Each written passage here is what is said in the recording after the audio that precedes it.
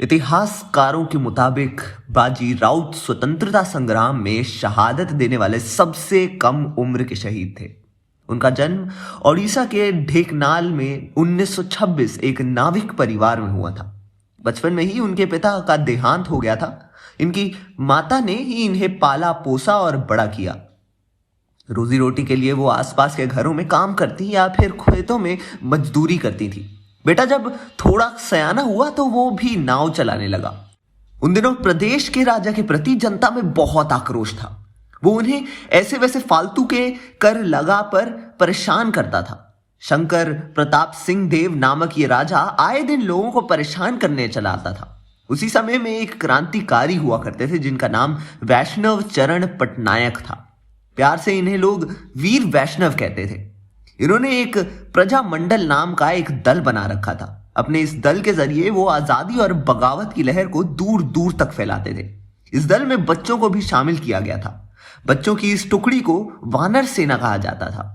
बाजी राउत भी इसका हिस्सा थे और वैष्णव क्रांतिकारी होने के साथ ही रेलवे में बतौर पेंटर का काम भी करते थे और वो पूरे प्रदेश में सफर कर आजादी के लिए लोगों को आगे जाने के लिए प्रेरित करते थे।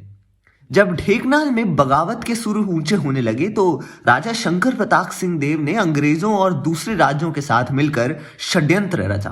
उन्होंने 250 ब्रिटिश सैनिकों की टुकड़ी क्रांतिकारी की खोज में लगा दी। वो ढेंकनाल भी पहुंचे। यहां कुछ लोगों को गिरफ्तार किया और उन्हें मारा भी। अंग्रेजों को कहीं से पता चला कि वीर वैष्णव भुवन गांव में छिपे हुए हैं। ब्रिटिश सैनिकों ने तुरंत दबिश दी, लेकिन वीर वैष्णव वहां से भागने में कामयाब रहे। सैनिकों ने गांव वालों को खूब टॉर्चर किया, लेकिन किसी ने मुंह नहीं खोला। इसी बीच सैनिकों को पता चला कि वीर वैष्णव ब्राह्मणी नदी के पार भाग गए हैं। उनका पीछा करते हुए वो नीलकंठपुर घाट पर पहुंचे। 10 अक्टूबर 1938 का दिन था और इस दिन रात को पहरा देने की बारी बाजी राउत की थी।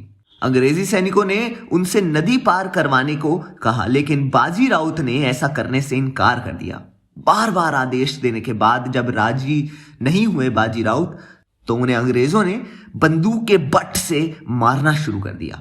वो घायल अवस्था में चिल्लाने लगे ताकि गांव वालों को पता चल जाए, लेकिन जब तक गांव वाले आते अनहोनी हो चुकी थी।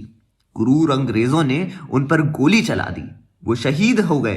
गोली की आवाज सुन तेजी से गांव वाले आए। वो बहुत ही गुस्से में थे। उन्हें आता देख अंग्रेज बाजी राउत की नाव लेकर भाग खड़े हुए। वीर वैष्णव उनके शव को ट्रेन से कटक ले गए और उनकी शव यात्रा बड़े ही धूमधाम से निकली। छोटी सी उम्र में देश के लिए जान देने वाले इस वीर बालक की शव यात्रा सैकड़ों लोग शामिल हुए थे। और ऐसी ही एक स्वतंत्रता सेनानी की कहानी लेकर आ रहे हैं एस एस राजामौली अपनी अगली फिल्म RRR2 में, जिसमें 2 स्वतंत्रता सेनानी की दोस्ती और ब्रिटिश राज के खिलाफ विरोध दिखाया जाएगा।